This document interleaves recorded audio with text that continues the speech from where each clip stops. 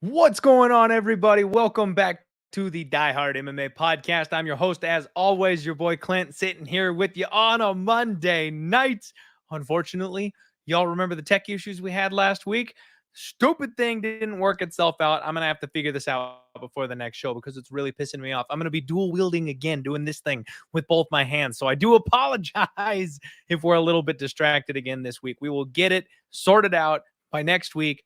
I promise. I forgot all about the damn thing going into this week's show. So I'm going to be looking this way when you expect me to be looking here because I'm trying to read your comments and make sure I keep up with the chat. What's up, everybody? I see all my favorite usual names and faces hanging out already. Got 46 live viewers here on the show with us this evening, and I've got a special treat for you all.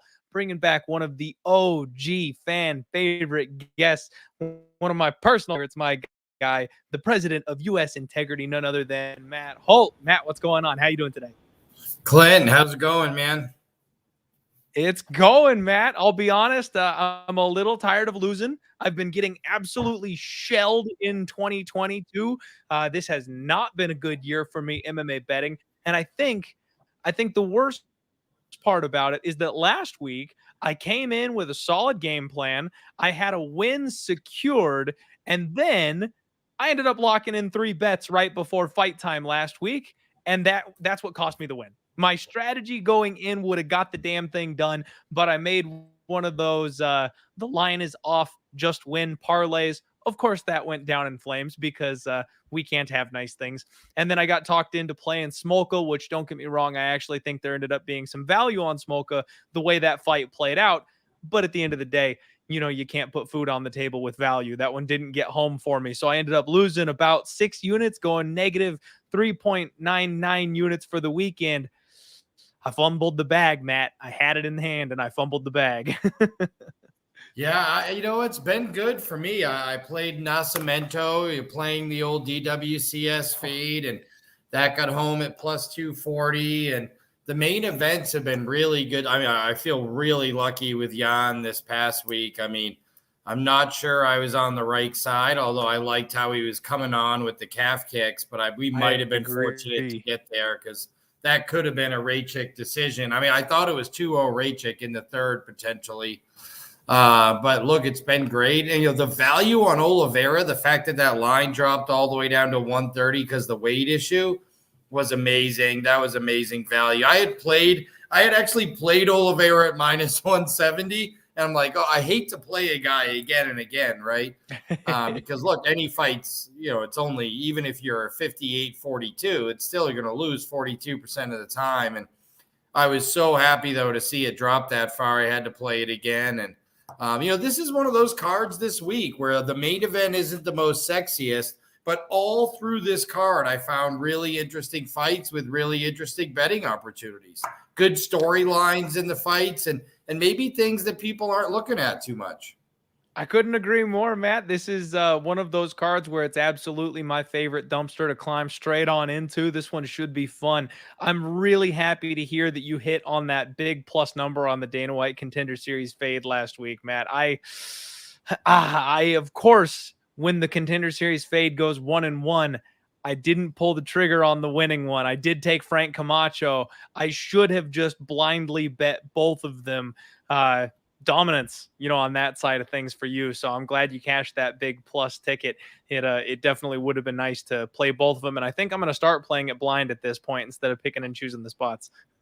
I know I only didn't play the other two. I think they used the other 2 dogs that you did because I have sort of other than Max Holloway, sort of an anti-Hawaii sentiment right now. These guys just aren't getting it done, right? I mean, Frank Camacho, albeit from Guam, again, he just struggles against anybody who's better. And then Luis Smoka, who I love. I mean, everyone loves Smoka, right? He's never had a boring fight. He just gets smoked. I mean, right away in the first round, I don't think he avoided any punch or any calf kick. Everyone didn't just land, but landed so flush and so, look, the kid's so tough. He comes out in the second round and really has an amazing round. 1, round 2 was rallying, busted up the Davy Grant's nose. But then again, 1 calf kick in the third, and it was all she wrote. He definitely brings the Homer Simpson approach. He was looking to Yeah. take everything and then turn the tables later on. I thought he was dead in round 1. Then he nearly tapped him in round 2. Yeah. It was a hell of a fight. That was definitely a fun one to watch either way. But you're right. We've got some good spots this week. Let's jump straight on into it, Matt. So first and foremost, everybody should know, if you don't at this point, this show is sponsored by none other than Pub Sports Radio and Superbook Sports. If you're in one of the states where Superbook operates, they're one of the best books out there. Make sure you go check them out. Very fair lines over there. And of course, just smash the like button here for us on Pub Sports Radio if you haven't already. First fight of the night, Sam Hughes taking on Elise Reed. My girl Sam Page right back in the action, Matt. And this is the very first bet that I have made on the card. I've already jumped in feet first on my girl Sam Hughes. I took a 2-unit shot. I'm not even going to dangle the little teaser for the people out there. I moved on this one. Elise Reed is 5-1. Hughes is 6-4. Reed pulled off the big upset against McKenna via split decision in her last fight. Honestly, Matt, she's got a solid right hand, good footwork, and not much else. I mean, she's light on her feet. She has decent power for the weight class, but her only real threat striking seems to be that big right hand. Now, when she gets taken down, she does have good urgency to get up off of her back, but she focuses a little too much on trying to strike on her opponents when they get in on her hips. She doesn't really defend the takedowns. She looks to hurt you, elbow you, and then ends up on her back. She does tend to walk forward. She fires off blitz attacks, and she's a little bit hittable. Now, she's 5-1. So she could be improving on all these things. Of course, you would kind of expect that from a fighter, at her stage of the career. Sam on the other side of things. I've been beating the drum on Sam Hughes being underrated since she got to the UFC. Finally, her last fight out, she makes the trip out to a real gym, moves to Fortis MMA, and really shows off what she can do. We just talked about the Homer Simpson approach. Sam Hughes brings the Homer Simpson approach in every single fight. She will walk through fire to get in your face and then body lock you and drag you to the ground. Once you're on the ground, she is incredibly active with her ground and pound. She's strong with that body lock. She is tough from top position. And honestly, her footwork really looked like it was improving in her last fight. She's developed a nice little stiff jab on her. She likes to rip the body of her opponents. And she's one of these fighters, I think, that can make up a gap in skill based off of her activity in gas tank. She just does not stop. She's going to have a 1-inch reach advantage here in this spot, and that's where Sam is not used to being the bigger girl. She's going to have a slight size advantage over Elise Reed. Man, looking back at that McKenna fight that Elise Reed won, it was a split, and that's because McKenna is green as all get out. She waited too long to shoot for takedowns. When she did shoot for those takedowns, she got them. I think we know exactly what kind of strategy that Sam Hughes is going to bring into this fight, and I think she's being disrespected again. I got plus 130 on her, and it looks like money is coming in on Elise Reed. Call me crazy. I might add another unit or two later on in the week if this line keeps going, because she's at plus 145 right now. You can get Elise Reed at minus 165. Matt, am I shorting Elise Reed here in this spot, or what do you think of Sam Hughes coming into this one? No, and I also took the early number thinking that we were going to be closer to a pick'em by this point already. I took plus 135, and it has done nothing but climb up. It climbed up to minus 165 on Reed since then, which was shocking to me. It's not just the fact that she's at Fortis now, which, by the way, is really important. I think people underestimate that fact. It is so hard for some of these ladies to find adequate sparring partners to train with. And at the end of the day, that's why you have to go to a big gym. You have to go to one of those big gyms so you can get that sparring in. I mean, look at Tony Ferguson this late in his career. Where do I go to find sparring partners? Come on, Tony. I mean, you have to do this kind of stuff. I love the fact she's at Fortis. She showed improvement last time out. And it's not just a reach advantage. It's going to be a three plus inch height advantage. So she's going to be able to use that advantage. I think she's a lot bigger. I think Elise Reed's probably better on the ground maybe than Sam Hughes, and she's probably going to look to go to the ground because I think Hughes is going to start pumping that jab and that long straight right hand because she throws a long straight right hand. I think once Reed gets hit with it a couple times, she's going to have trouble closing the gap, and that's going to make her shoot for takedowns. I think assuming that Hughes can keep this fight standing, I think she wins. And I took the early price too. And I was a little shocked to see that much money coming in on this car on Reed, just because normally when it's on a first card of the night with relatively unknown fighters, that's usually sharp money moving the line early. It's usually not right fans coming in this early in the week on a Monday on the opening card with two pretty unheralded fighters. And I think both of them have a pretty familiar, I mean, they're both 29. They both lost their career debuts or their UFC debuts. They both got thrown to the wolves in their UFC debuts, Tisha Torres and Sarge Eubanks. And they both have got better since, and now they're both coming off their first UFC win. I think when you go right down the line, it's even. Oh, yeah, and Hughes is bigger, longer, stronger, more experienced, and I'm getting that plus. Sign me up. And at a better gym. I couldn't agree more, Matt. And honestly, I'm really happy to hear that you're agreeing with me on this one, because I was a little terrified looking at that line movement when I came into the show that you were going to be like, Clint, what are you doing? It's Elise Reed all day. I was scared. So I'm glad to hear that we see this one on the same page here. Yeah, anybody taking notice, you look at the early line movement on this one. I know the site's not all it's cracked up to be these days, but Best Fight Odds is where I go to see the market-wide line movement. And as soon as this line opened up, it got smashed down to evens. Like we went minus 110 on both sides here, and then it started working back the other direction. So no, not sure if that's a sharp move so they could open the limits up and get more money down on Elise Reed, or if that was a true sharp move on people wanting Sam Hughes early. I guess that remains to be seen. But I just think Sam Hughes, I think she saw a weak spot, man. I think this is a spot where she's got the opportunity for an early turnaround. She feels good. She's got her confidence underneath her. And I just think this is an extremely winnable fight. We've seen Elise Reed have these ground struggles before. She seems to be the exact type of matchup that someone with the game plan or the general skill set of Sam Hughes can kind of exploit and then keep rolling hot in her, resurging career now that she's with a place like Fortis MMA. Yep, agreed. Awesome. All right. I love it. I'm glad that we agree on an underdog first fight of the night, and you never know. Like I said, if that line continues getting out of control, maybe doubling down. Next fight on the card, we are looking at Chase Hooper taking on Felipe Colares. And this one actually a little bit interesting. I had a chance to jump on the spaces hosted by my guy Narco Cop. Everybody, if you're on Twitter, make sure you check out those Twitter spaces. They're really cool. They're just kind of an open format where people can jump in and talk about the fights. And Narco Cop does a lot of cool stuff like that. I'm going to get my guy Narco on the podcast one of these days. Real fun. But I talked about how I think this fight could simply come down to physicality, Matt. Chase Hooper is still such a young kid. He is 22 years old, and we've got Felipe Colares, who is 28. It's that whole man strength versus boy strength situation. Chase Hooper is incredible on the mat, really solid jiu-jitsu player, and he's working with Stephen Wonderboy Thompson, so his striking is getting better and better and better. We kind of expect improvements out of him, and it seems like the UFC is really trying to get this kid a couple of wins because he's marketable, he's fun, he's entertaining, he's exactly the kind of person that they want really going places. And I was a little surprised when you look into the striking numbers between these two fighters. I mean, Felipe Colares, at this point, he's been battle tested in the UFC, so he's kind of got a bit of an experience edge here. But looking at the striking numbers, I expected Felipe to be the better striker of the two.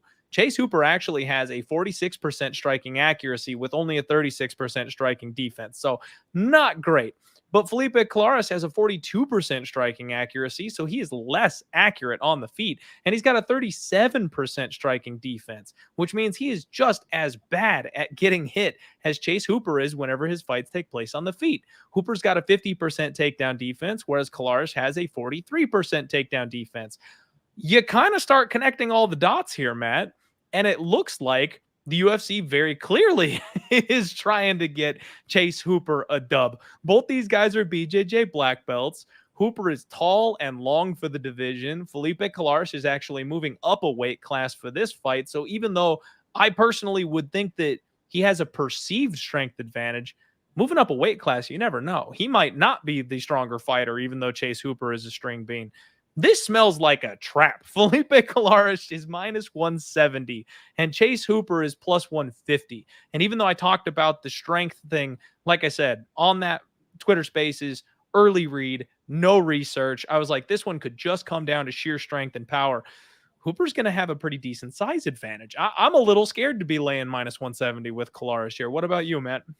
I ended up taking the under. So when I Oh. looked at the original opener on the total, it was close to pick 'em. It was like over minus 20 or 25, but I've seen it climb as high now as 2.5 over minus 60 in a couple spots. And I'm like, wow, that's really high. I mean, for guys that have a 70 and 80% finish rate, and a lot of times one of two things happens when you get two jiu-jitsu aces together. Either it's a really slow-paced, one strike at a time kickboxing match because they can't get it to the ground, or they get it to the ground and they're both amazing and someone catches somebody. I mean, these are two guys that when they get you down, they look to finish on the ground. So I just thought, boy, at the end of the day, the one thing Chase Hooper does is swing hard. He does have some KOs. I mean, his striking is not there yet. He kind of reminds me of a young Charles Oliveira who had no striking, but this great jiu-jitsu and a very lanky frame, if you remember early Charles. I think Hooper's filling into his frame a little bit better, a tiny bit at a time. He's still only 22. I just think that these guys have huge finish rates for a reason, and I took a shot at the plus money that somebody gets finished here. I don't mind that. Honestly, Matt, I have this weird suspicion that it's Chase Hooper by calf slicer. Like, I think we're going to see some crazy, stupid submission that we wouldn't normally otherwise see. His opponent is solid enough in the grappling that I doubt that we're going to see like your classic rear naked choke type of situation. And Chase Hooper is one of these. Forgive me. I started my mixed martial arts career in jiu-jitsu, so I'm allowed to say this, but like the video game playing big brain white guys, the dude that rolls upside down on his shoulders and like flops his way at you, like that's the kind of jiu-jitsu Chase Hooper does. I think he's going to be rolling for ankles. I think he's going to be looking for these weird, crazy submissions. We've seen that the knee bar is the new calf kick in MMA. Apparently you can't defend it if you set it up right. Like, I think we're going to see some kind of weird scramble and a submission in this fight. Both these guys kind of strike long, use their striking to try to get into their opponent's range. And I have a hard time believing that this is a technical 15-minute striking matchup. These guys, if one of them gets clipped or hurt, they're immediately going to fall back on their grappling. So I think we end up on the ground at some point. And I really don't mind that violence look. I mean, Colares hits pretty dang hard. He might get Hooper with something, but Hooper's got that brick head. I'm tempted on the dog here, Matt, if I'm being honest. I think Chase Hooper probably finds a way to weasel this one out one way or the other. Yeah, I certainly could see that side. And it's very possible that by fight night, if Colares ever hits minus 200 or something, that I would certainly jump on Hooper. I'm wondering if because of the popularity of Hooper, he's been on enough main cards, he's been on a pay-per-view card, people know him. Does he get a spot here where this line starts to collapse? And if you like Hooper, you probably should play it now, because I don't think Colares is as nearly as popular as Hooper is. You know, he has a fan base already. People root for him. They want this kid to be amazing. He's super young. He's so lanky. His striking is so goofy so far. Yet his jiu-jitsu is amazing. He's tough as nails, and he gets in there and throws down to some of the best. I would only land on the Hooper side, especially at these odds.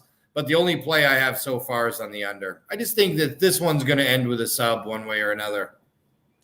I don't mind that whatsoever, Matt. I think you're probably onto something. But to kind of counteract, I guess, your point about Chase Hooper's popularity, honestly, I think people have such a bad taste in their mouth about him because a lot of us, myself included, expected him to beat a couple of the guys that he's been matched up with already. And he just has not lived up. Oh, yeah, the Alex Caceres fight. That's the exact spot. One-sided, yeah.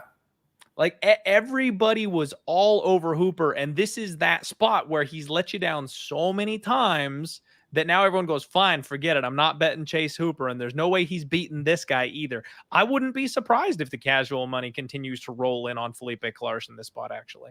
Could be. I mean, a lot of people watch that Caceres fight. I bet if we actually were able to track viewers for each fight, that Caceres Hooper was probably the most viewed, and that was ugly for Hooper. I mean, he got beat was down. bad. Yeah, it was bad. But hey, at least we know the kid's got a chin now, right? Definitely showed a chin in that fight. All right, next fight up, we got Jonathan Martinez taking on Vince Morales, the Dragon, making his return here, and this is one hell of a banger. This might be the first candidate for fight of the night here, Matt. We've got Vince Morales 11-5. Jonathan Martinez is 15-4. Martinez out of Factory X Muay Thai, excellent forward and backward movement. This guy really controls that range, and he glides just out of his opponent's range really well. Lots of feints, keeps his opponent on the back foot, snapping kicks. He likes to attack the legs and the body and then go high with it. Flying knees out of nowhere every once in a while. And you can't leg kick this guy. He's checking him like Jan was in the main event last weekend. But he's got a bit of a questionable chin. I bet Jonathan Martinez big time in his last fight, Matt, and Perez had him on skates. Not once, twice. At the end of the round, he got caught with some big shots and almost got finished in both of those spots.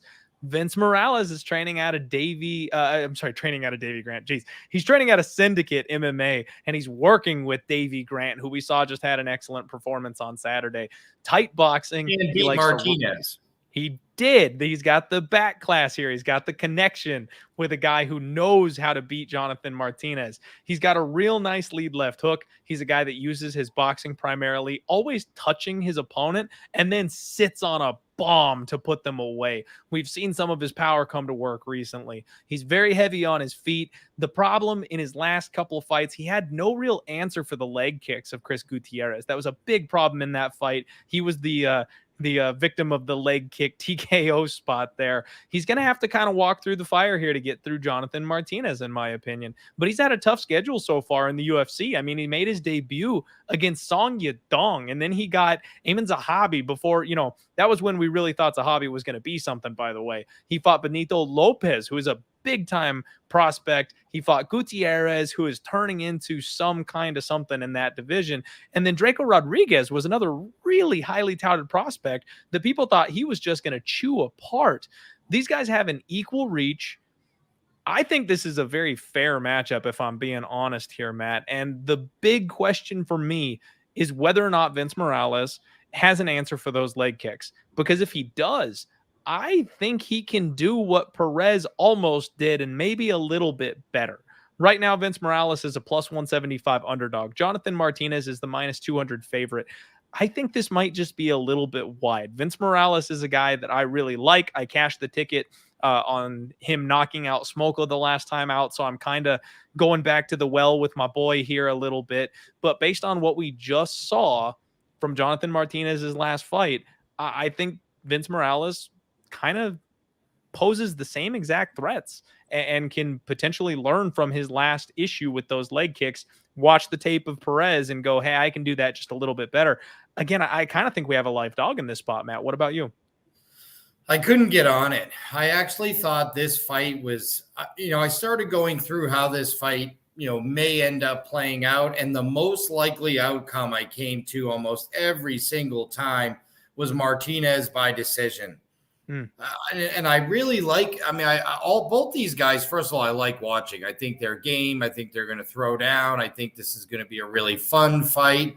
And I'm a big fan of Vince Morales, who always gets in there. He's tough. But I think that Martinez length, because he fights long. He doesn't try to load up. He ends up fighting long. I just think this is going to be a striking battle. I think Morales is going to have a couple of spots where he lands big power shots. And you're all like, ooh, here comes Vince. But at the end of the day, I think Martinez will probably end up landing twice as many strikes, 3 times as many leg kicks. And I just think the volume's going to add up. 29-28, Jonathan Martinez. Okay. I can absolutely understand that. I respect the take. I do think that there is some chance that this fight probably goes long, goes the distance. I can understand Jonathan Martinez being the slicker striker, being able to avoid his opponent, stay out of range, stay out of reach, all that kind of stuff. I definitely think that is on the table. I've got to honestly look at the odds. So at 2.5 over -210 or over -200, they're telling us that there's a 68% chance this fight goes the distance. So I tried to say to myself, well, if this fight goes the distance, who's winning a decision? To me, it feels like it's probably Jonathan Martinez. I think that the odds are a little bit wide here. I think it should probably be 60, 65. But I just feel like at the end of the day, when the props come out later tonight or tomorrow, I might look at Martinez by decision. But that's really the only way I could look here. Okay. I don't mind that look whatsoever here, Matt. I do think that that's a decent probable outcome in this case. Like I said, I worry about that power of Vince Morales. And I texted my guy, MMA Lock of the Night, Manpreet. He's got the inside track with the coaches. And I was like, do you know Vince Morales' coach? I'm like, I want to talk to that guy, because if all it's going to take is Morales' coach telling me he knows how to check leg kicks now, if I find out that Vince Morales can check leg kicks, I'm riding Vince Morales to the bank, and that's all it's going to take for me to get there. But he's so heavy on his feet. How's he going to check a leg kick? That's the key. That's the key. If he gets just a little better, if he can show an improvement in that area, I think he's going to be very competitive in this fight. But if he hasn't done anything differently about that, and he does kind of plod forward the same way he always has, then I think you're right. I think that Martinez can just kind of stay on his bike, stay to the outside, keep that distance, pick him apart. Even in the small cage, these are smaller fighters. That's definitely something that he will still be able to do and have space to perform. So yeah, that's what it's going to come down to me. I'm going to be listening to the interviews for this week very, very closely with this fight specifically in mind, because my gut is telling me that the dog is live. I don't know if I'm going to get there from a betting perspective. We'll see if I get what I need. Okay. All right. Next fight up. This one is another absolute banger, Matt. You were not kidding when you said that this card had some spots. Omar Morales taking on Uros Medic. And this is a spot where it's funny. I tend to kind of do the zigzag thing sometimes, Matt. And I remember when I got absolutely slandered for taking Jalen Turner against Uros Medic. Everybody thought I was the most insane person on the planet. Back in the good old days when I was actually cashing tickets and had a much better record than I do right now. I'm hoping to get back there. But this is a spot where I kind of almost want to zigzag on this one, because Uros Medic, this guy has got some power, Matt. He is a violent finisher, and he's training out of King's MMA now. So he's working at a decent gym. He's tall, he's long, he's got pinpoint accuracy. He's going to have a 2-inch reach advantage. And Omar Morales, even though he's 11-2, he's 36 years old. Like, he's coming off of getting melted by JSP. Generally a very defensively sound fighter, but he's moving back up to 155. He moved down to 145 because he kind of was a little undersized for these guys up here at 155. These 35, 36-year-old fighters that can't decide what division they belong in, I kind of think that's a red flag. I wonder how much more he has in the tank at this point, trying to hop different weight classes, looking for that advantage. It seems like a spot where the reckless offense of Uros Medic might be able to break through, because Morales just does not do well when he's on the back foot. He's a guy that doesn't do great moving backwards when you continue to pressure him. And I do want to check myself here. I apologize. I made a note here. Uros is going to have a 2-inch height advantage. Morales will have a 2-inch reach advantage. So even though Morales has the reach advantage, Uros, he's a big dude. He's a much, much larger 155er here in this spot. We do have another relatively competitive line here. Uros is a +130 underdog. Omar Morales is a -150 favorite. And I'll be honest, I've just never really been sold on Omar Morales, Matt. What are you doing here on this one? I'm with you. I love Medic in this spot, and I love the transition to King's MMA. Look, a lot of these guys, and we've seen a few come out of Alaska in the past, and they're not able to get the right training partners there, and things tend to not go well for him. I like that he went to King's MMA, dedicated himself, got the best training partners.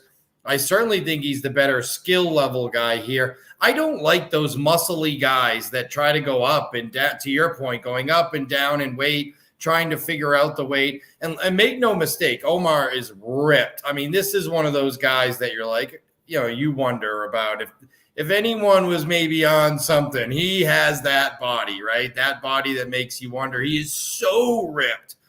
But like most of those guys that are super muscly, we see them fatigue quick. No doubt to me, he's going to come out on fire early. But I actually think not even by the end of the first round, he could be gassing. I'm trying to get this light. Sorry, there we go. Gotta love that desert life. Yeah, I know. I just moved into the new house, and I don't know. I haven't figured it out yet. So, yeah, look, I just like Medic in this spot. And I think Morales is a little bit overhyped because part of the appeal of him is that he looks so devastating. He just has that look against the guy Medic on the other side who doesn't really have that look. He's not this huge, ripped up, imposing figure. But I think at the end of the day, he knows how to strike using that 6'1" frame. I mean, he's huge for 55. I mean, over 6 feet tall, big shoulders.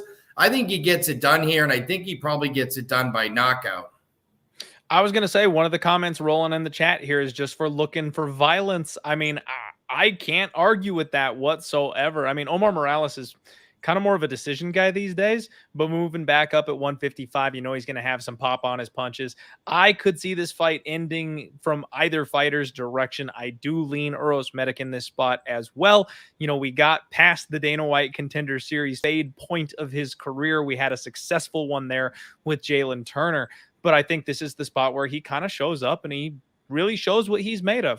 JSP really set the blueprint, I feel like, on Omar Morales. If you put this guy on the back foot, his kicks aren't nearly as scary at that point anymore. And Uros is a guy that will come forward and wing heavies. Yeah, I like the dog, and I like violence in this spot. Yeah, I'm with you. Glad we agree again. All right. Here's the main event, people. The people's main event coming up next. Parker Porter taking on none other than Jailton Almeida. Now, Parker Porter, this man has set Twitter on fire. Everyone absolutely loves Parker Porter, and he's on some kind of a win streak right now, Matt. For a guy that everyone just expected to be kind of a bum and flare out right away, he's on a 3-fight win streak, looking like he's actually getting better. And then Jailton Almeida, he appears to be maybe the most legit Contender Series prospect that we've gotten in the last year and a half or so. This kid is for real. The story for this fight is the size discrepancy. Parker Porter is a real heavyweight. Like, this man couldn't hit 205 if he tried. His opponent, on the other hand, Jailton Almeida, comes in underweight at 205. Like, this guy could fight maybe at 185 if he took it seriously enough. This is a big size discrepancy. Now, I say that, but Jailton Almeida is actually going to look to be the more physically imposing fighter. For the frame, he is the bigger man. He will have the reach advantage, but there's a general thickness about my man Parker Porter that cannot be made up with those stats. I am worried that this line is a little too wide. Call me crazy, Matt. Call me crazy. But I just cannot wrap my brain around Almeida or Jailton moving up to heavyweight and being a minus 650 favorite in this spot. Parker Porter has high volume, good output, a solid gas tank. He's only been chinned by some of the biggest power punchers in the division. And then he has underrated grappling. This man, believe it or not, does his best work when he's taking you down and on top of you. Jailton Almeida is a primary grappler.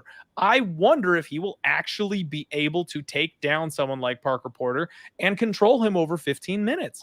And Parker's got some decent submission game on him as well. So can Jailton really tap him out on the first takedown he lands?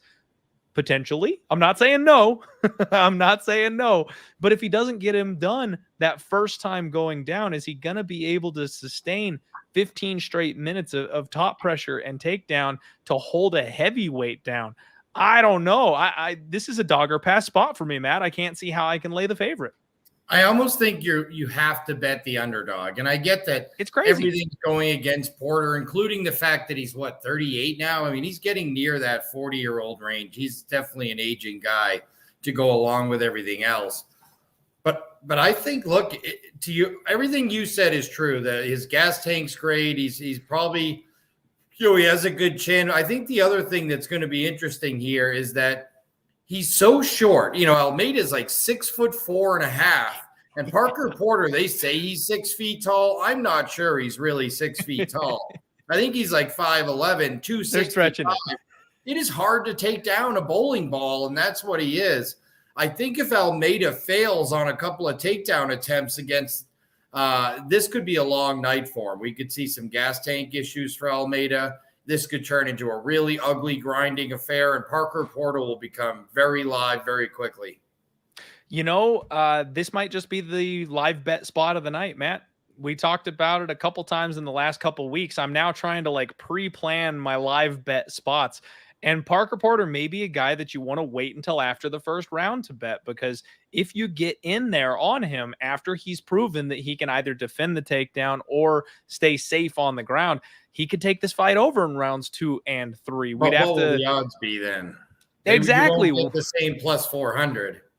You know what, though? I almost feel like if that's going to be the case, the biggest upside on Jailton Almeida is going to be just an overwhelming, dominating first round. Yeah. You know what I mean? So yes. If he is doing what they expect him to do, he probably either ends the fight early in the first round, or you get better odds on Parker Porter because he destroys him early and Parker survives. So for me, I would say if they give me plus 200 on Parker Porter after he wins the first round, I'm maybe even a little more comfortable putting my money on him at that point. You're missing out on the big number, sure, but if he's proven that he's going to be able to hang and or beat Jailton and he's up around, but I'm still getting plus money, then it's not a bad bet in my opinion. Even if we're missing a little bit of value, we at least get to see it with our own 2 eyes that he's going to be all right in there. Did we ever get a reason as to why this fight was turning into, why we were seeing Almeida fighting at heavyweight here? Just because it's Parker Porter and he liked the matchup? Because it doesn't make sense. Like, I don't know that we'll ever see him at heavyweight again. He'll be at 205 in the UFC. Why this one-off fight? I mean, we saw it with Amanda Ribas last week. I know you wanted a fight, and she almost beat Chukasian, so who am I to say anything about it? But when they stood and traded, the size was such a big difference. I just wonder why he's at heavyweight here. Why are you fighting a 265-pound guy when you can make 205 in your sleep? I do think it's that targeted approach. I think he sees a heavyweight that he can take out. I truly believe Jailton Almeida believes that this is an easy paycheck, and he's probably jumping up trying to stay active, get a dub, and then, you know, move on with his career, basically up his popularity with an easy win over a guy that for some reason everyone's in love with. Yeah, it's true. He is hot right now. Well, he has that build, right? He's the big underdog, under 6 foot heavyweight, you know, who, let's face it, if you're under 6 feet and weigh 265, there's probably you probably have a certain body type.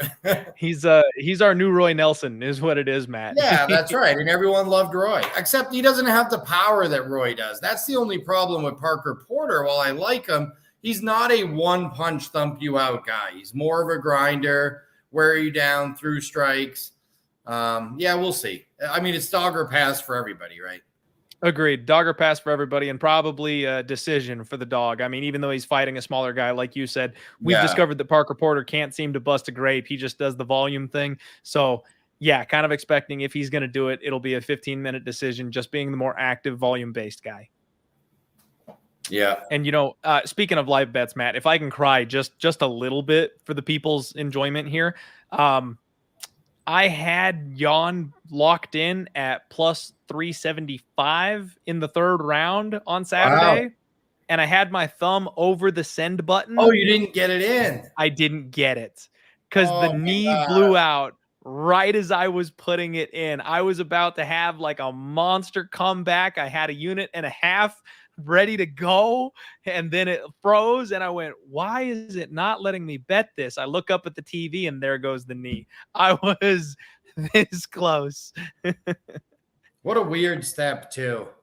Oh, really frustrating. It was such a hard fight to figure out because it felt like the leg kicks on the league leg were doing damage, but most of them came in the first round. Ricci won the second round, clearly. I mean, he didn't do a lot with the takedown, but 3.5 minutes of top control get it done. And he came out fast, if you remember, in round 3. He actually came out and shot a quick double jab, and you were like, oh, wow, he's coming out throwing those speed punches. it was one of those fights. It always felt like Jan was going to turn the corner, but never actually did.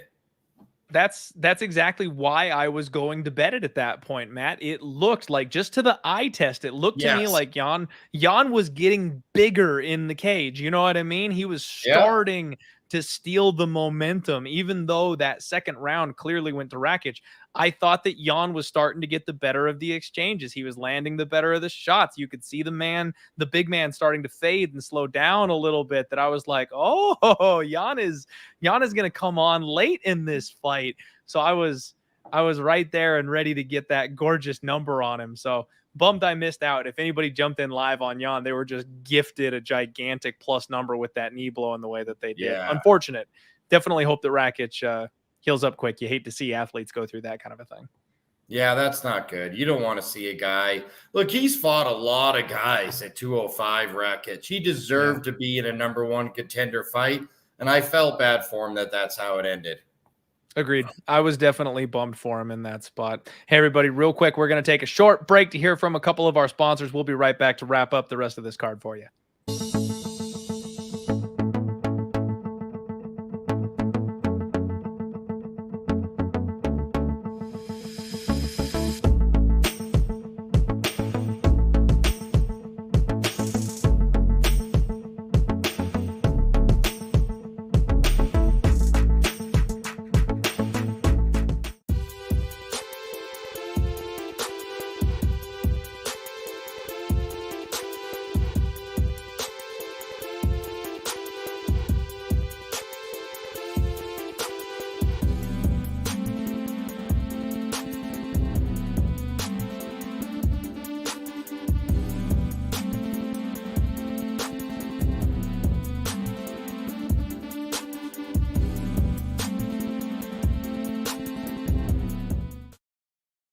Welcome back to the Die Hard MMA podcast on Club Sports Radio. I am joined by the president of U.S. Integrity, my man, OG favorite, Matt Holt, and we are talking UFC Vegas 55. Thank you all for hanging out with us. We've got over 200 live viewers in the chat tonight. Everybody, you know the drill. Smash that like button for me. Let's get going here. Next and I fixed the blinds on the break. Oh, so we got rid of the full glare. Next fight up, we got Joseph Ugly Man Holmes taking on Alen Amedovski, and I still can't get over the fact that this guy's fight name is Ugly Man. He's got to talk to his buddies, work something out a little better than that.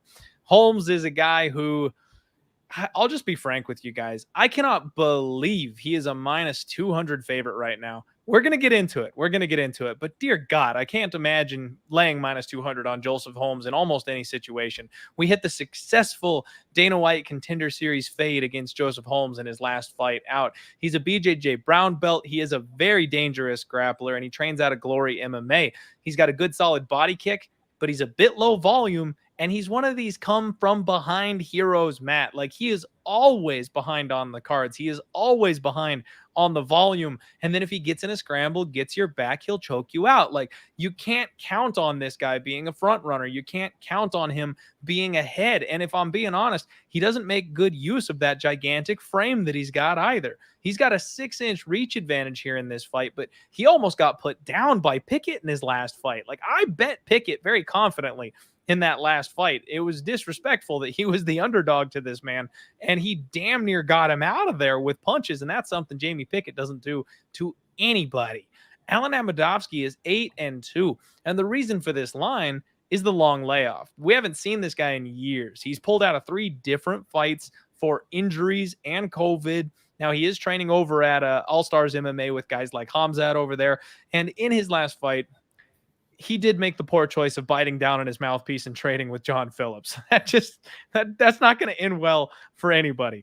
But when he is on point, he walks forward. He's got solid forward pressure, big power. And when he cuts you off against the cage, he unleashes with hellish punches. He's got big ground and pound from top position, but he is absolutely lost on his back. When he made his UFC debut against Jotko, Krzysztof Jotko went 4 for 4 on takedowns and absolutely sliced through his guard like a hot knife through butter. There was no resistance whatsoever on the mat. But this guy's got the death touch. He's one of these guys that can pull a win from a rabbit's hat because you do not want to get punched by him. I was listening back on his UFC debut, Matt, and they were all so impressed with this undefeated prospect that made it to the UFC because apparently he had nearly retired just prior to getting his fight before the UFC call, decided to give it one more go, gets a fantastic highlight reel knockout, and then gets the invite to the UFC. So it was like this big thing that he had beaten these odds and these injury issues to make it here, goes 0-2 in the UFC, off for years, pulls out due to injuries. If it wasn't for all that noise, like I want to bet Amedovski in this spot, Matt. I want to bet Amedovski by knockout. I think that Joseph Holmes is a guy that won't be able to stay away from him in the big cage. If anything, Holmes is going to look to grapple with this man and get in close. I think there's going to be a strength and physicality difference. I think that death touch is in play. Holmes's defense is not good. The way he took those shots from Pickett, I was not impressed, but I can't. I mean, how are you supposed to bet a guy, even as an underdog, that comes off of those kinds of concerns, that comes off of that kind of a layoff and all these injury rumors? Like, we have no idea what this guy looks like. What are you doing here, Matt? Help me out. I want no part of Amedovski. I actually bet Jotko heavy against him in his pro debut. This is a guy who everyone's like, oh, 2-0 in Bellator, 2 first-round knockouts, but not against the cream of the crop in Bellator. This wasn't even Bellator's like cream of the crop kind of guys. He fought low-level guys in Bellator, and at the end of the day, I don't like betting 5'9" middleweights. Like, if you're 185, I mean, let's face it. On the other side, we have Ugly Man, who's like 6'4", has the big long frame against the guy who's literally 5'9". The only chance for Amedovski to win is to get inside, somehow work his way in, and land one huge punch. Because everything else goes against them. The grappling disadvantages are huge here. The size, the height, the reach, the layoff, the concerns, the fact that 5'9", 185ers don't fare well historically, period. Yeah. There's no possible way I'm betting Amedovski, but the odds are a little wide for me. This is 100% a pass. Okay. I kind of agree with Mushroom here in the chat that this is just a violence spot. I don't understand how this fight doesn't get finished, Matt, because Alen Amedovski is either going to punch Joseph Holmes in the face and put him out cold, or Joseph Holmes is going to get this in his wheelhouse on the ground. And we have seen, I know it was a couple years ago, but we have clearly seen that Alen Amedovski has zero defense on the mat whatsoever. Jotko is not a finisher. I don't think that Joseph Holmes is necessarily ready for the UFC just yet, but if you give this man the mount, he will put you away. I kind of think it's going to be an under. We got a total that just came out, it looks like, set at 1.5. Over 1.5 is minus 125. Under 1.5 is about plus 105. So if you're playing that early 1.5 line, you can actually get even money or plus 100, plus 105 on the violence side of things. I might be interested in just saying the fight doesn't go the distance. And that would be kind of like a parlay piece at minus 250-ish or so. What would you think about that, man? That I feel good about. I feel much better about betting this fight not to go 7.5 minutes at a plus price than I would. I mean, I can't lay minus 200 with Ugly Man. But on the other side, we really have an ugly man. 5'9", 185 doesn't work in MMA. Look, I'm not that tall myself, but we just don't see that any type of sustained success normally from guys fighting that high of weight that are that short. I mean, obviously he is what he is. He is a spark plug. And when he gets inside, it works, but the height advantage, the reach advantage here are going to be so huge. That makes it even harder to get inside. At the end of the day, I actually feel like the odds are right. Like that the right guy is favored and the right guy is favored by a lot, but I don't want to bet on that guy. So I'm not doing it. The under makes sense, especially if you get plus 05. Plus anything with a plus sign next to it there. That's probably the right way to play it. That's fair, Matt. And that's something I have been working on is when you see a guy that you want to fade, wait for the right opportunity instead of just diving in feet first on a guy that's not going to be able to pull it off. And that might be what we have here, where I don't want to be on, laying wood on Holmes, but I don't know if I can fade him with this version of Amedovski. So maybe we've got something on under. That would be the way to do it.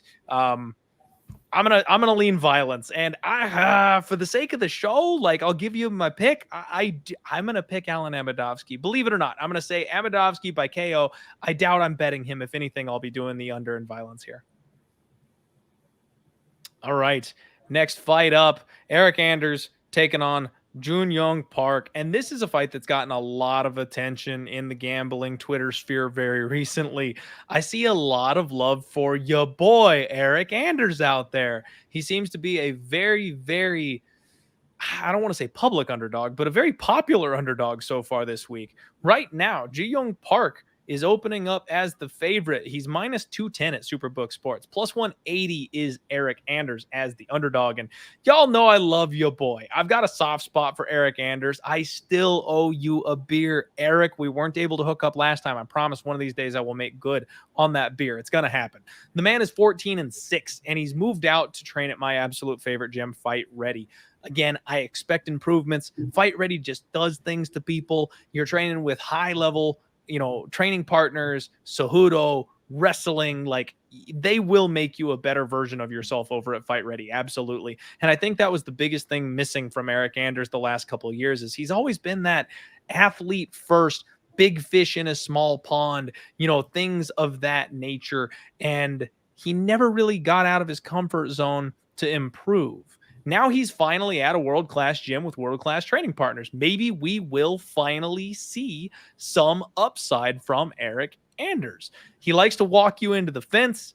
He's a bit low volume, but he does cut off the cage pretty well. He's got decent power, but he fights close with his competition, which, I mean, if you're looking at a fight that may end up going to a split decision, plus 180 is never a bad thing. He's one of these guys that if you don't belong in the UFC, he will boot you unceremoniously from the organization and knock you out. However, once he gets to that mid-upper tier level, that power doesn't go quite as far anymore. The volume's a little bit too low. He's going to be 3 inches taller in this spot. He will have a 2-inch reach advantage. And shout out to my guy, my favorite interviewer in the game, James Lynch. He did talk with Eryk Anders, and he said that he spent a whole lot of time working on his grappling this camp, as opposed to he was basically doing nothing before. He kind of fell in love with his striking, kind of fell in love with his power. He's planning on wrestling Yong Park in this fight because his last fight, he kind of got exposed and realized that he was not working enough on that aspect of his game. Now, Yong Park, he's got just a 47% takedown defense, so he might be onto something with that particular game plan. He's coming off that bad KO loss to Rodriguez. That man is an absolute Terminator. But before he got knocked out by Rodriguez, Matt, if you remember that fight, Yong Park had him dead to rights. He was doing work on the feet. He had him hurt. He had him wobbled. He clipped him multiple times. And somehow Rodriguez just never went down. Yong Park is very light on his feet, and he's got a great jab. He doubles and triples up on that jab. He's got nice leg kicks. He likes to chop at that lead leg and kind of work it out from under you there. He strikes really well moving backwards, too. He's a good, solid counter striker. And even though he gets taken down, he has a great get-up game. He's solid defensively with his submissions. Rodriguez was not able to get anything on him on the ground, and he worked his way back up to the feet every time. And it just got to the point that he started disrespecting Gregory Rodriguez, and that's when he stood in front of him, ate that big shot, and got put away. Honestly, Yong Park, I think he's a rightful favorite here, and that hurts me, Matt. I'm such a big fan of Eryk Anders. That hurts me to say. But I think that jab is going to just do work in this fight. And Eryk Anders is not a guy that we have seen control people at a decent level in the UFC for large periods of time. Now, again, Fight Ready and Henry Cejudo may have done something about that, may have changed that, and maybe he shows up and looks better than ever in this spot. But we have seen Eryk Anders slow down after a round or two of solid, high-caliber effort. I could see Yong Park giving up that first round, getting back up to the feet, jabbing his face off, and basically working himself to a 29-28 decision and just kind of outpacing and outclassing him on the feet. How about yourself? What do you make of this fight? I like Park by decision in a big way too. I mean, at the end That's of what I the was day, thinking.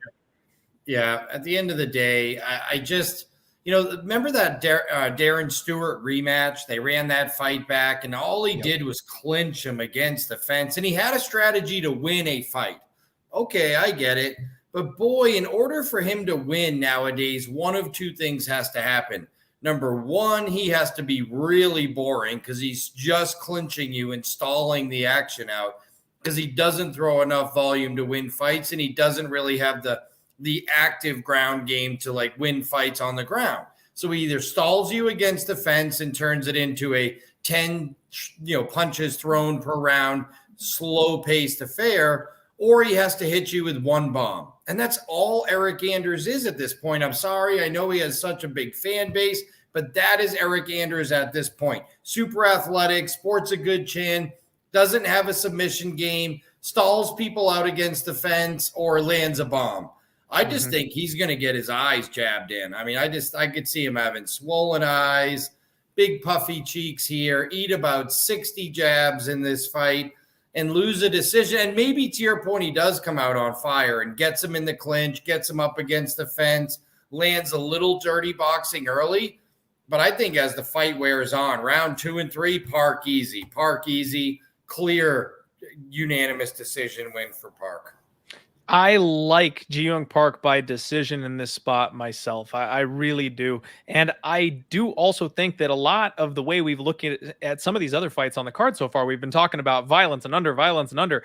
This one's over. Like, if there's anything we can count on either of these guys for, it's the durability. And I think that Ji-Young Park's last fight, again, the Rodriguez knockout, I've talked about people's chins getting cracked. I've talked about questioning people's durabilities after knockout losses like that and stuff. But it was pretty apparent that he was just ready to stand and bang until Rodriguez fell. He was done playing the technical game, wanted that finish, and then he got caught for it. He's not going to make that same mistake here. And I'll go on record saying that I think that Gregory Rodriguez has a bit more punching power at this stage than Eryk Anders does. I don't think that Park is going to go down that easy. So if Eryk comes out, has the perfect game plan, takes him down, mauls him, never lets him back up, maybe he can ground and pound him. Maybe he can TKO him in that spot.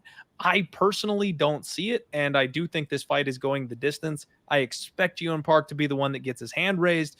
But if Eryk comes out, shows some serious improvements, maybe he can get it done on his side of things. Either way, I'm expecting this one to go 15. And I like that you called it punching power, because Eryk Anders is stronger than Rodriguez. If it was a weightlifting contest, he would win. He's a better athlete. He's physically stronger, but his punches come slower from less technical angles. The better punching power is Rodriguez. I agree. I think Eryk Anders gets too much credit for his punching power because he's so strong. I agree. And I mean, honestly, let's real quick. I was ready to move on to the next one, but since you mentioned that, I do want to go back real quick and look at Eryk Anders and his wins, because we all think of Eryk Anders as this guy that just absolutely destroys people. Big power. He's got 8 knockout wins on his record, and they run his highlight reel so often in the UFC. But if you really go back and you take a look, he won his UFC debut over Rafael Natal via knockout, but he took Marcus Perez to a decision. He lost Lyoto Machida a split decision. That Tim Williams head kick that they like to run so often. They do such a good job of marketing this guy. He was losing that fight. And then at the 4-minute and 42-second mark, he caught Tim Williams with a near illegal kick to the head on his way back up to his feet. He did knock out Vinicius Moreira, a man who is not in the UFC anymore and is likely the chinniest fighter I think I have ever seen.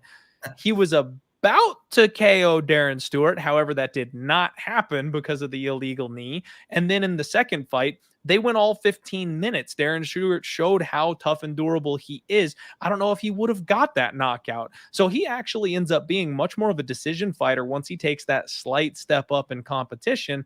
And I don't think that he's going to have the kind of power in this spot against a fighter this caliber to get him out of there. I think this one's going 15, and I think the jab and the activity of the Iron Turtle will get it done. And I hate to say this about guys, but some guys, as their career progresses, become gatekeepers and are just resolved to lose against some of the better guys. Eryk Anders is that guy. 3-5-1 his last 9. This isn't a guy who anyone is thinking of anywhere near a title shot at 185 pounds or 205 anymore. Those days are done. Those talks are long over. He's a gatekeeper, pure and pure. He's going to put on some fun fights. He's going to be a guy that stays on the UFC roster, has some damn good fights, and I'm excited. I'm still a fan. Let me be perfectly clear. Absolutely a fan of Eryk Anders, so want to see him do well in the long term. I think this is a bad stylistic matchup for him, if we're being honest. All right, everybody, here we go. We are getting down to the last couple fights here. Like we said before, do us a favor and smash that like button. Next up, Polyana Viana taking on Tabatha Ricci. Baby Shark coming back. Maybe the current GOAT of the MMA walkout songs. Gotta love that she comes out to a professional fight with Baby Shark doo-doo going in the background, and people eat it up, man. This one's fun. Tabatha is a -120 favorite in this spot. Polyana Viana is the even money +100 underdog over on Superbook Sports. And this is such a crazy fight. Polyana Viana is 12-4. Tabatha is 6-1. So there's a solid experience edge on Polyana Viana. She's got 100% finish rate. She has fast hands. She's a BJJ brown belt, and she hits that arm bar like nobody's business, Matt. That is her signature move, and she transitions from the triangle to the arm bar very, very aggressively. She does that and keeps people in trouble. If you get stuck in that triangle position with Polyana Viana, it's probably over. My problem with Viana is that she accepts bottom position. She's one of these girls that is more than comfortable playing her jiu-jitsu, so she'll be in a losing position as far as the MMA scoring criteria goes because she is hunting that finish. She is getting better on the feet. Her legs, her kicks, her fast hands, they are accurate. She is getting better. I think we've got some serious upside with Polyana Viana. She's going to have a 6-inch reach advantage in this spot. That is a big-time reach advantage. But that jiu-jitsu issue, she's only got 50% takedown defense. If you want her on the mat, she will let you get her on the mat. Now, Tabatha Ricci, saw online she appears to be training over with Sabina Mazo, who is, let's be real, maybe the perfect training partner to simulate the type of reach disadvantage she's going to be dealing in this fight. BJJ black belt, so one notch up on the mat is Tabatha Ricci. She's got heavy forward pressure, and she likes to work with those hands. She's got decent boxing, punches her way into range, and then she just, I don't know if maybe she's been training with Eryk Anders. She like tackles people, Matt. She keeps her legs pumping and dives in on your hips for like a gigantic double leg, full body spear takedown. When she can't get those, she does have some solid judo trips. She also has fast hands, and she is aggressive with her ground and pound. When she gets on top of people, she's got you in some serious trouble with punches and elbows. The thing I noticed with Tabatha Ricci, though, is she gets a little over aggressive in that top position. She leaves a little bit of space for her opponents that are underneath her, so people are able to reverse. People are able to get back to their feet because she's a little too aggressive, not quite as positionally sound as we'd like to see. Again, she's 6-1, very young, very green. Those are the types of things that you would expect to see improved. She averages 3.26 takedowns per 15 minutes with a 41% takedown accuracy. Matt, this is one where I know everybody loves Tabatha Ricci, but I think this fight is lined closely for a reason. I can't count out the girl who's got the 6-inch reach advantage. I can't count out the girl who's got the 100% finish rate. I can't count out the girl who's got twice as many professional fights. Polyana's the underdog, and I just think that she should be favored. I mean, regardless of what side you bet or who you pick, I think this line is backwards. I agree with it being close. I think Baby Shark is an up-and-coming talent. I think that she might be a little too small for this weight class, but I think that Polyana Viana's experience, she's one step ahead of where Ricci is right now. Ricci's where Viana was 2 years ago. So I just think this line is backwards. How's your read on this fight, Matt? What are you doing here? This was the first bet I made on the card, Polyana Viana. Before I even dug in, I bet it. When I dug in, I bet her again. And it wasn't just the 7-inch reach advantage. I mean, 7-inch height advantage here. But, I mean, to your point, we keep talking about the 6-inch reach advantage, but that comes with a 7-inch height advantage because Viana's 5'9", and Baby Shark is 5'2". So at the end of the day, we're talking about, a huge disparity in size. They are going to look like they are in 2 weight classes apart inside the octagon. Yeah. And what I think about Viana is I like what they're doing down there at that Tata fight gym. I actually think they're getting some really good people down there. They have a ton of people to spar. They have a ton of good guys to teach everything. And I think that Viana's striking is going to be improved here. And I think the aggressiveness of Baby Shark having to wade through those waters, I actually think you're going to see Viana have more success on the feet than people expect and catch Baby Shark coming in a couple times. If at the end of the day, Ricci just goes for takedowns, I think she'll win the fight. And she's probably can, if she uses a little more positional control, because I think she'll be able to get takedowns as long as she goes for them, but she likes to strike. And if she goes whipping in there with that huge height and reach disparity against Viana, I think that could set the tone and slow down the takedowns. We all know, how do you slow down someone takedowns? You start sticking them in the mouth, right? And that slows them down. Yep. I actually think Viana is going to have some success. I think she's so much bigger and so much more experienced. And I like the fight team she has down there. And I played Viana twice. Wow. Okay. Very confident take here from Matt. I love hearing that you played her twice. I wish that I had done my study earlier on this one, Matt, because it looks like some of the offshore sites, they opened up Polyana Viana as plus 170. Yeah. It has been a landslide of Polyana Viana, bringing her down to a more reasonable plus 130, plus 120. And here I've finally done my tape study, and she's sitting as an even money underdog. Very, very sad Clint today on the podcast because I wish I got the better value side. Usually this would be the spot where I kind of stand in front of the market and I'm like, y'all are wrong, because the bookies opened her minus 200. We're getting a discount here at minus 120, but I can't do it, Matt. If it's anything for me, it's going to be the dog. I think Polyana Viana should be respected here as the favorite. I think the size discrepancy is something that we can't pass up. And really, the grappling is something that I can't get past here, because the mistakes that I saw Tabatha Ricci make from her top position, I think will provide opportunities for Polyana Viana to scramble from bottom. Now, that's not to say that Ricci can't catch her in something if they get into a jiu-jitsu scramble. You know how the ladies can be. So there's definitely some finishing side for Tabatha Ricci here, but I could absolutely see her getting rolled. I could see the escapes happening. I could see Viana getting back up to the feet. And like you said, I think that she's just going to be able to do work from range. Sabina Mazo is a good frame as a training partner, but one of the reasons I bet against Sabina Mazo in her last fight is that she is slow. Polyana Viana has fast hands, Matt. She is not going to be the same speed as the training partner Sabina Mazo in this case. So I do think that you're right. I think Polyana Viana will have a little bit of a surprise for Tabatha Ricci once they get in there. So it's dog or pass here for me. Yeah, I mean, I played it twice already. I'm floating or sinking with that ship this weekend. I love it. I don't know what to do now that the line has kind of gotten away from me, Matt, if I'm being honest, because I hate to get in at even money when I could have had even plus 130 would have been okay. That's right. Plus 125, plus 130 is even a lot different. Yeah, but this line's about to flip. I mean, we're about to have Polyana It'll be minus flipped 110 by Wednesday. Yeah, and I don't want to minus 135. This is where Clint is trying to be not so much of a degenerate and maybe just a little bit better of a gambler.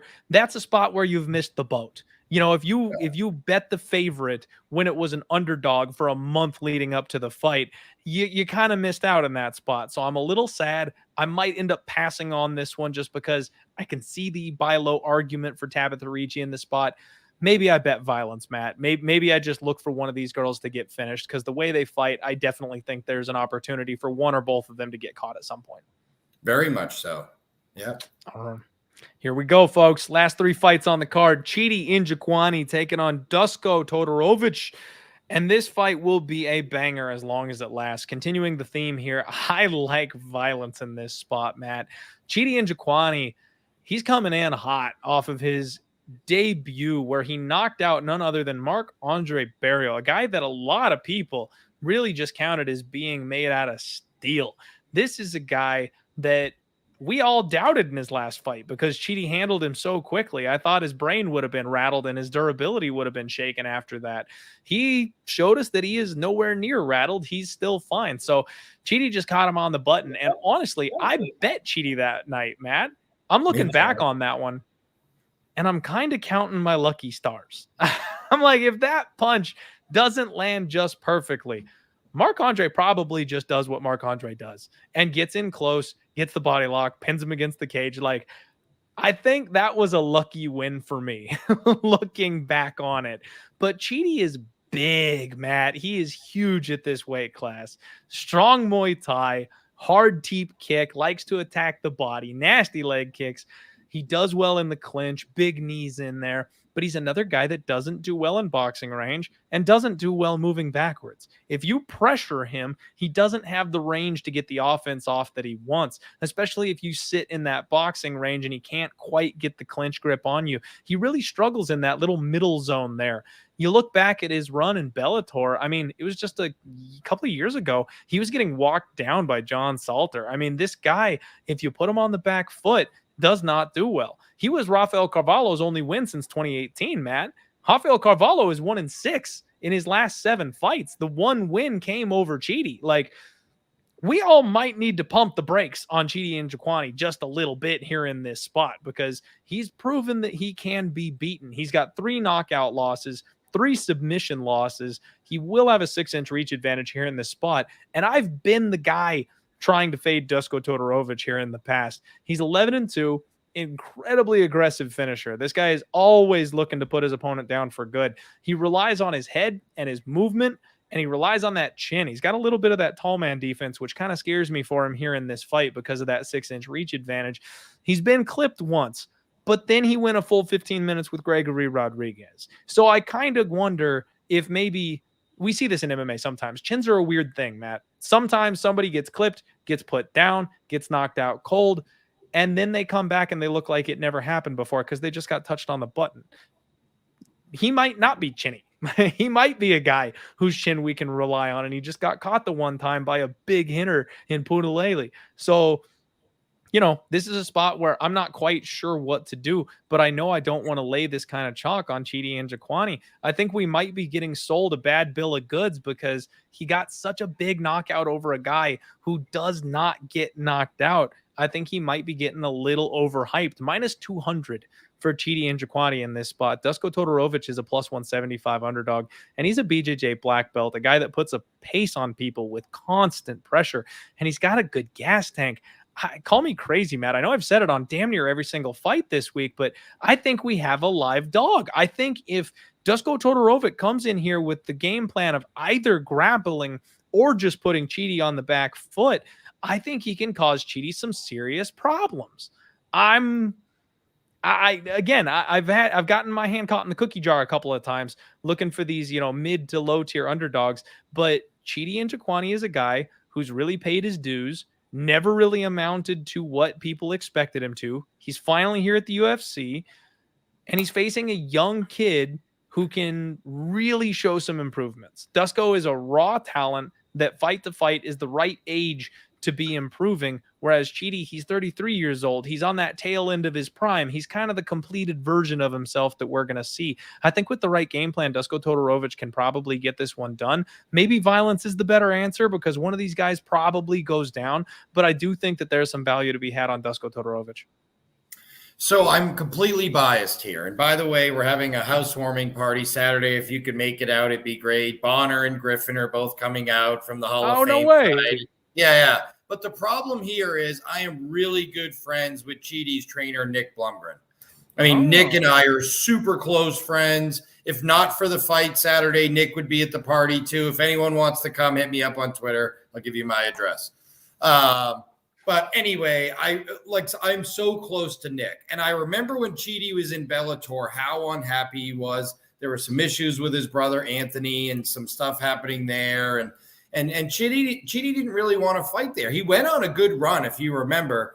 And then he fought for the welterweight title against Koreshkov, or and ended up losing that fight, got dominated really. And then after that, didn't care and basically became almost a punching bag in Bellator. Went 1-3 in his last 4 fights. And I wasn't sure he was going to fight again. Nick had some other things going on, but he got back in the gym. Stuff got better with his brother. He sort of refound the passion. And since he left Bellator, he's 3-0 with 3 finishes, 3 knockout wins. He seems rejuvenated. He's more excited to be back in the gym. He's happier about fighting. Instead of saying, well, the only way I get paid is to fight, he's actually looks forward to fighting again. Nick's happy. Nick had an accident and couldn't train him for a while on one of those scooter things in the mall, really freak thing. So first of all, I'm completely biased because of my relationship with Nick Blumgren. But with that being said, when you see a guy who's suddenly passionate about something again, that reinforces it to me. And I think Toto is going to be there to be hit.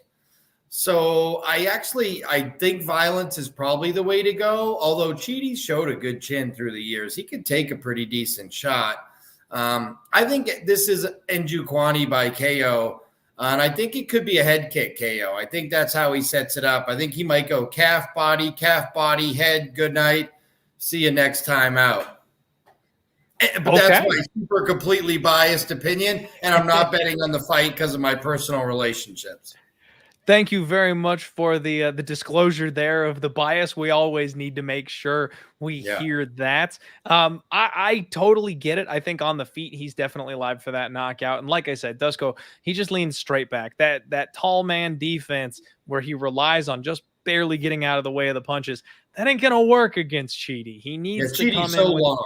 Yeah, way too long for that. He's got to come in with the game plan of going forward and grappling. And I think if he does that, we have a very live dog on our hands. I understand what you're saying. People in the chat begging me not to fade bums with bums. So all due respect to the fighters, of course, but this might be another one of those not quite the spot type of situations. I just don't trust either guy at this point. I think maybe it's a violence bet for me. I'm going to call for the upset one more time, but again, not sure if I'm getting to the betting window on this one. This is another one of those sketchy cards where these fights could get real hairy real quick and go either way. I could see either of these guys getting a finish in this spot. Yeah, I'm not betting him, but I'm rolling with my man, Nick Blumgren. One Kick Nicks, baby.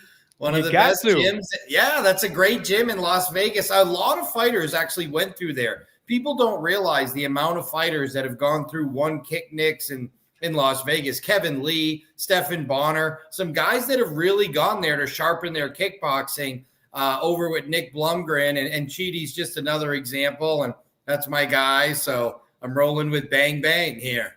Chidi, Bang Bang. I love it. We'll root for Chidi. Let's go. Next fight up, your co-main event, Santiago Ponzinibbio taking on Michel Pereira. And this is a fight where I want to see if we're on the same side here because I actually have a pretty good size bet on this fight, and I have a good reason why. Santiago Ponzinibbio. Yep, I'm on it. All right, here we go, Matt. So I have been trying to get on the other side of Michel Pereira, and I've already burned some money doing it.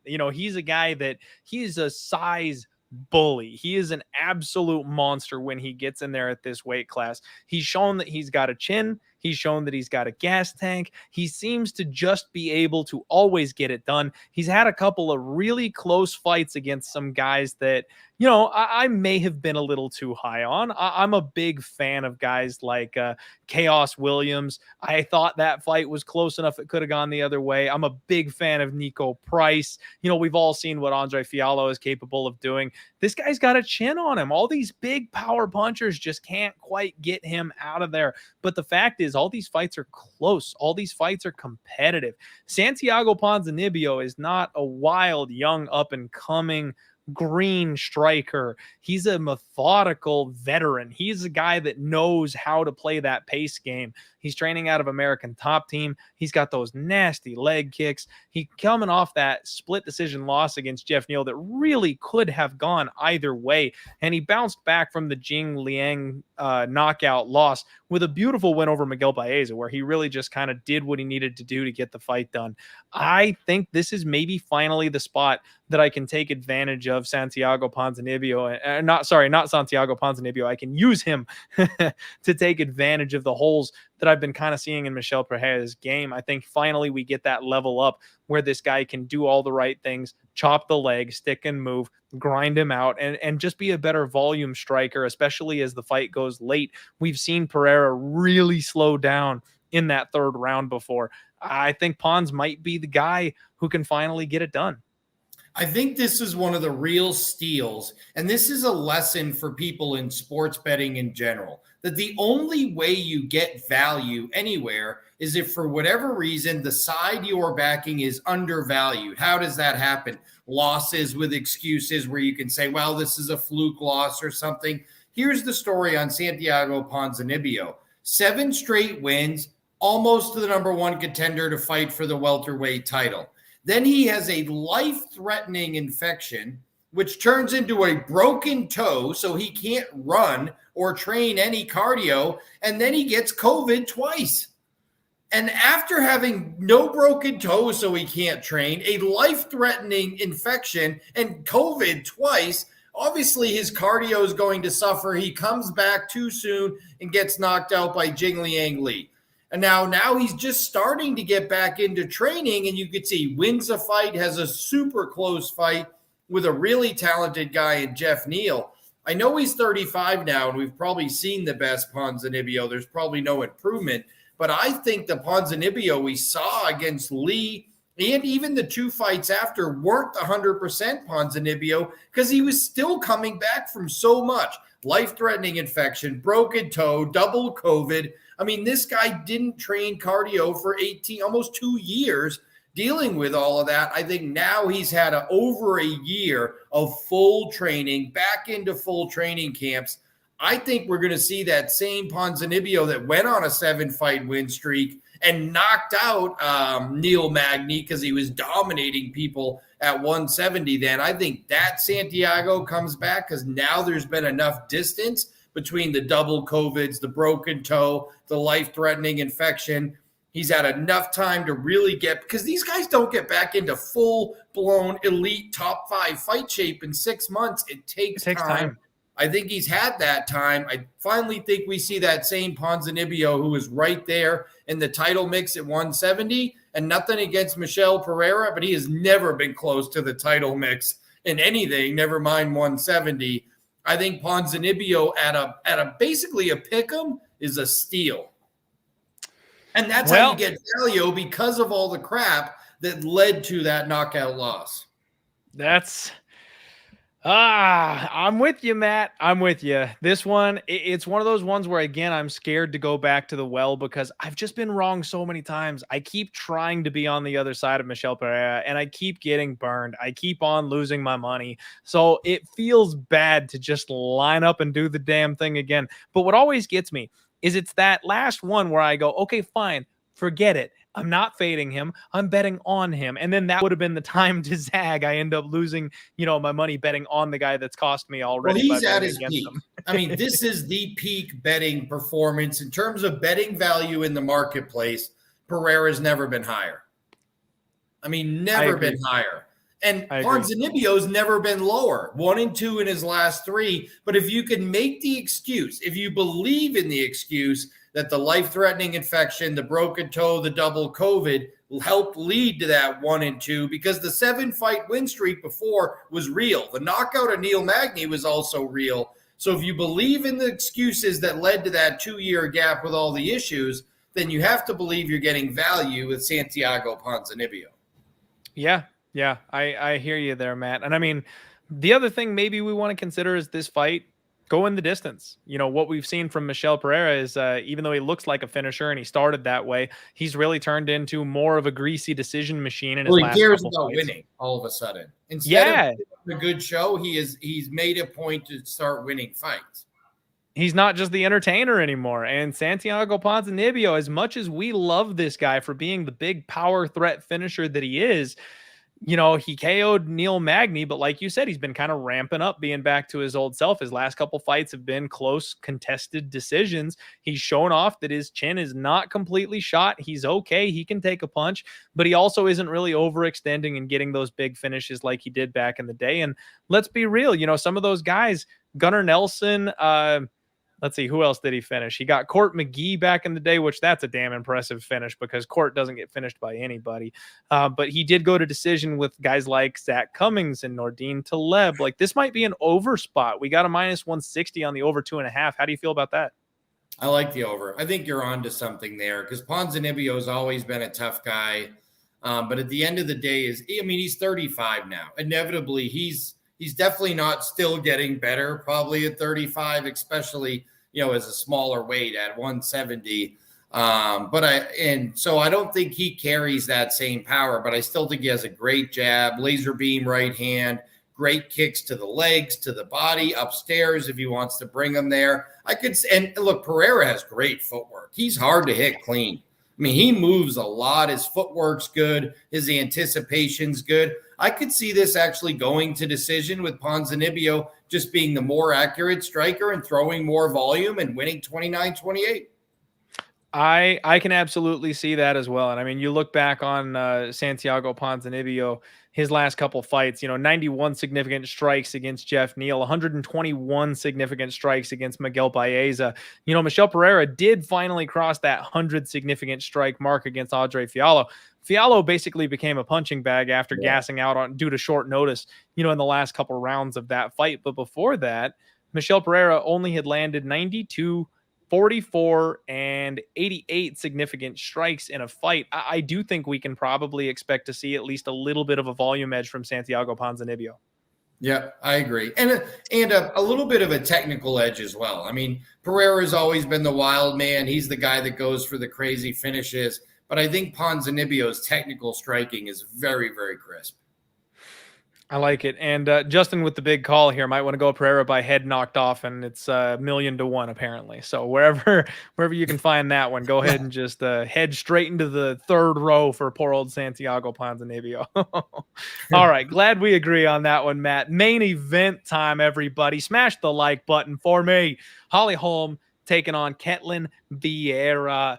And we talked last week, a couple of fighters. It's death, taxes, and Holly Holm by decision, Matt. This woman aged like fine wine. She simply does not lose unless you've got a belt around your waist. I've talked about it until I'm blue in the face. Holly Holm is one of these. You know what? She actually touched gold, so we can't say she's one of the best to never have gold type of fighters. She is the ultimate gatekeeper right now. Yeah, she knocked out Ronda Rousey to grab that strap, baby. Yeah, she is one of the best to ever do it. And at 40 years old, she is still just showing the levels difference between herself, the champion, and the rest of the division. Now, Ketlen Vieira, I'm a fan of Ketlen Vieira. I like the way this girl fights. But let's be honest, she lost to Yana Kunitskaya in a 15-minute decision just a year ago.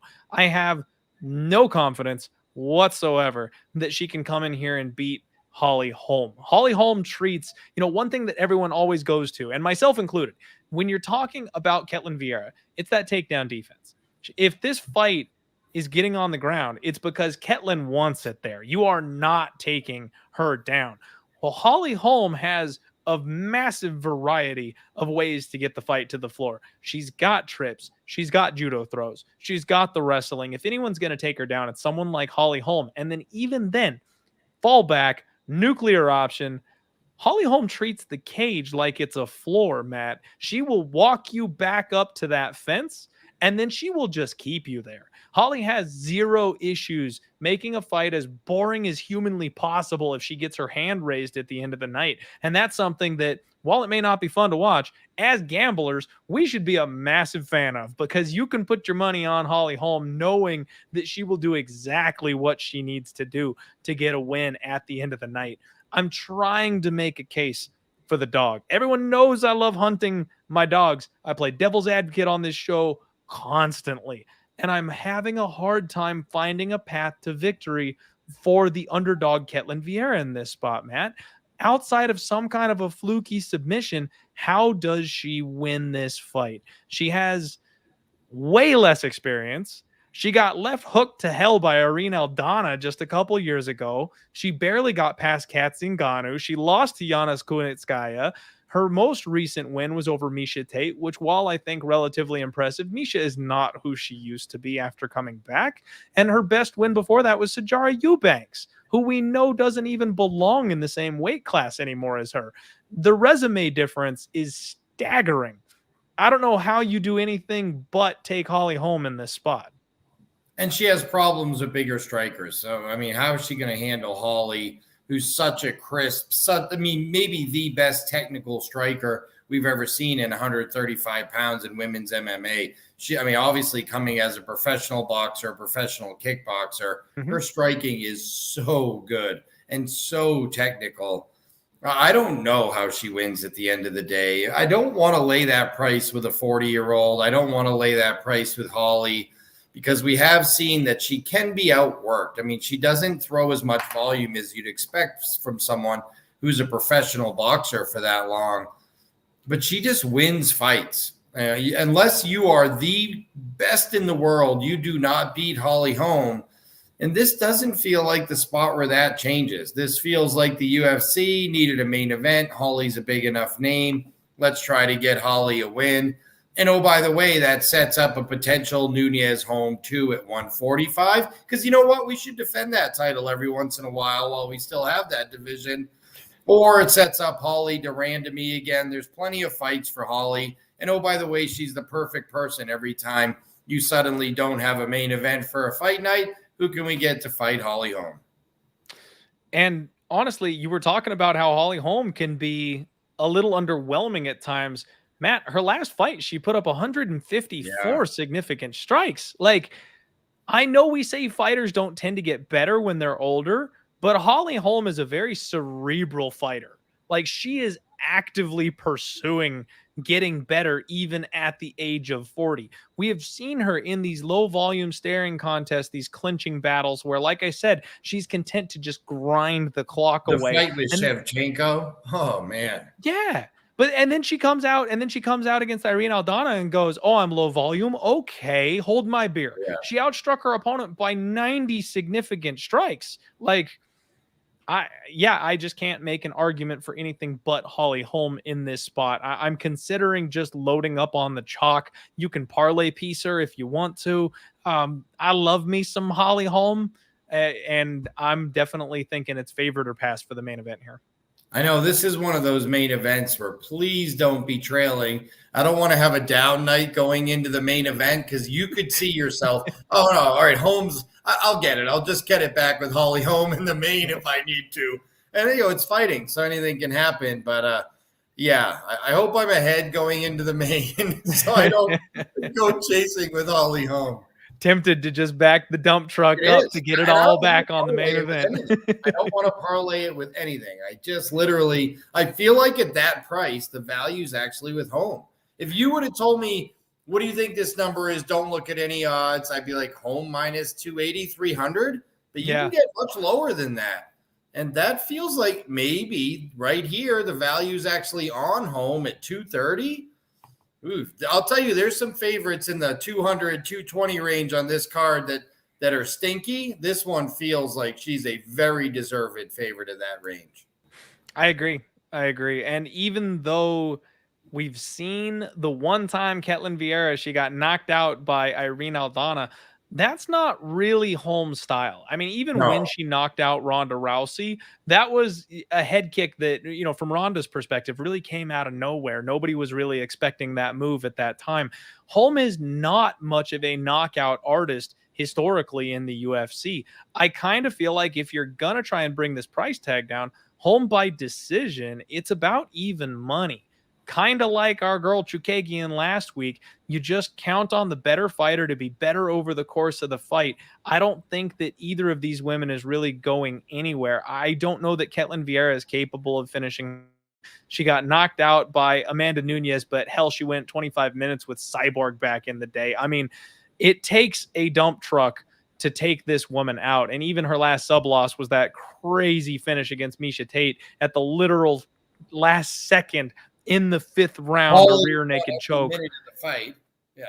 Yeah. I don't think that Holly Holm is getting finished. And I'll be honest, I don't know that Ketlen Vieira is getting caught by something the way she did against Irene Aldana.